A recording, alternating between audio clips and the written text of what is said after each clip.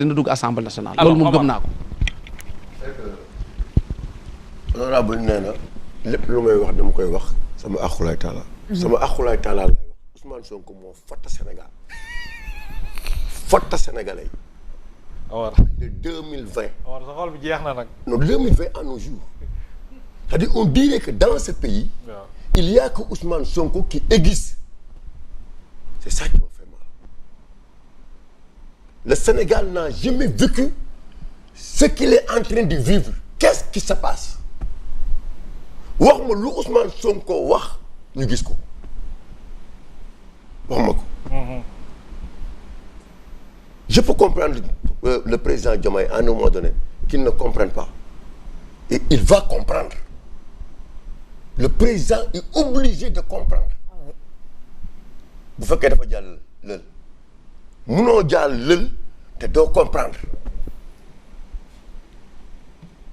nañ wax li am.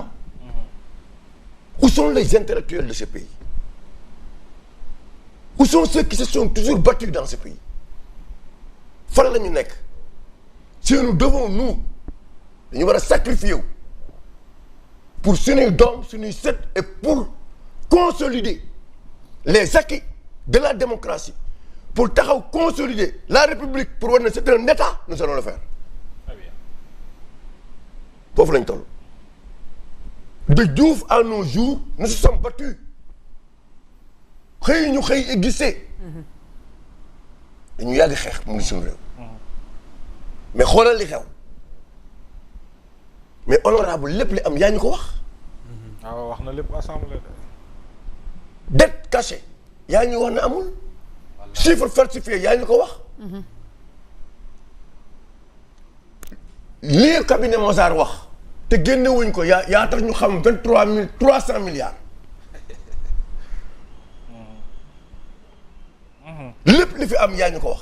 waaye léegi ñun la moo war a nekk suñu taxawaay duñ la bàyyi nga libre yow kese nous allons nous battre.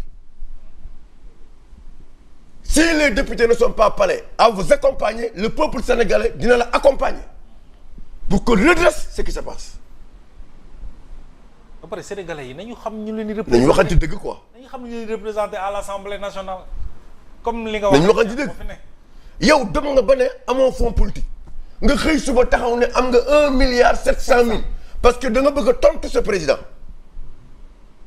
wax naa leen ko àjjuma bi passé yedd bi. Diomaye wax ñu loo ko yeddee que le président de l'Assemblée le président de la République nañu wax ci lan nga doon yeddee Sonko pour que sénégalais yi xam une fois pour toutes bu ko fàtt parce que moom xamal na la sa fonds politique moom wax na ko fonds politique am wax ko li ñu waroon def te defu ko te yaakaar naa ne il va revenir à la raison.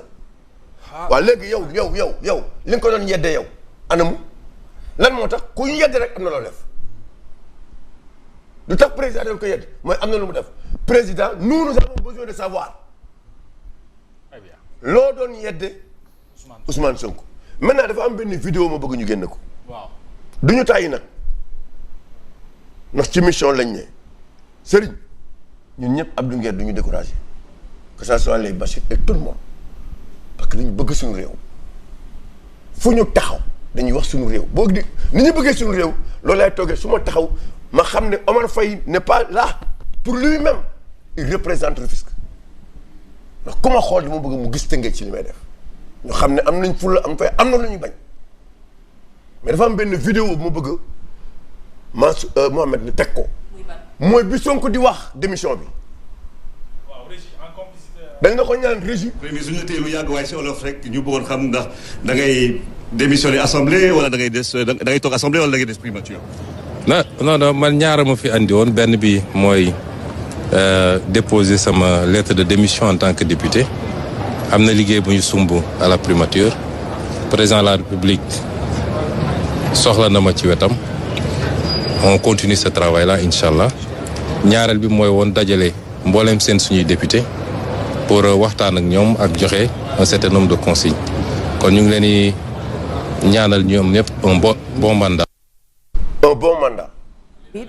Un bon mandat. Tout de suite, honorable député a parlé de mandat. Mandat ak député du benn. Mandat mooy c'est les 5 ans. waaw ça veut dire que moom juróomi at yi xamal na ne le mënutul ñëw fii. damaa démissionné la. démissionné naa waaw lu indi démission bi. Omar waay. lan moo indi démission bi mooy dafa jóge ministre nekk ci liste ñu gagné mu war a nekk député. mu bàyyi ko fa dem nekk premier ministre. Sénégalais yi Ousmane Sonko bi ñu koy investir booba moo nekk premier ministre. ndax moo campagne nag. moo nekk premier ministre parce que boo waxee moo campagne sax foofu da nga yàq mais neel bi ñu koy investir daal mooy premier ministre. mooy premier ministre dëgg la. mu jiite liste bi ñu gagné mu jiite ko war a dem assemblée mu taxaw assemblée ñu ne ko choisiral Alima yaa ngi dégg. comprendre nga li mu la wax. bu baax donc ministre la bu xëy nekk député mu war a choisir entre les deux da ngay continuer nekk ministre premier ministre wala da ngay dem assemblée nationale. mu démissionné te mu taxaw mu ne damay continuer accompagner président. démissionné assemblée. démissionné loolu nag lan lay indi c'est définitif. def leer na Thiewar jaajëf. mooy boobu jeex na. mais beneen bi mooy honorable wax na ko mooy Amadou Ba moo mën a ñëw. Alima déglu baax li ma la yëtti. maa ngi dégg bu baax. mëneel na ñu ngi nekk fële émission ci kii bi c'est émission 14h bi ak 2h bi nga xam ne saa yu 13h jotee ñëpp toog di xaar ci rajo bi. dëgg la parce que da nga yeete waale aussi en même temps. c'est vrai. Amadou Ba. mënoon na ñàkk ministère am ñëw assemblée parce que ba muy dem dafa jógee nekk député xëy fa bàyyi dem nekk ministre. mandat député bi moo jiitu. moo jiitu en tant que ministre waaw kay bële nag ministre bi moo jiitu. député bi waaw donc bu fekkee ministre bi moo jiitu mënatoo dellu mais bu dee député moo jiitu mën nga dellu si waat. loolu le président doon expliqué sànq. jërëjëf Tafsir moom la wax. très bien. waaw léegi lan moo des léegi maintenant Sonko n'est plus premier ministre léegi il faut mu taxaw léegi ne damay dellu assemblée nationale léegi président di moom mooy sécuriser suñu institution di moom mooy sécuriser suñu constitution non dinañ xam. très bien. jërëjëf ça oui. Mohamed waaye il nous reste moins de 10 minutes. waaw ma bàyyi Saalum très rapidement nga résumé après ñu terminer ak honorable. waaw xam nga honorable dafa wax précipitation kañ ngeen war a def vacances parlementaires. Fin juin. Fin juin. 30 au plus tard le 30 juin. kañ la ñuy reprendre. Le 15 octobre. La deuxième quinzaine. kañ la président mën a tas assemblée bi. président mën na ko tas à partir du 2 décembre. Du 2 décembre. D'accord. Alors, dans l'intervalle, s'il y a un premier ministre, est-ce qu'il y a un délai pour faire sa déclaration de politique générale? Oui, il peut le faire dans 3 mois. Il peut le faire en session extraordinaire. On peut convoquer une session extraordinaire uniquement pour la déclaration de politique générale du nouveau Premier ministre. Et ça peut intervenir parce que si le Premier ministre est nommé tout de suite, kañ la tey la lan ñu ngi ci mois de mai, fin mai.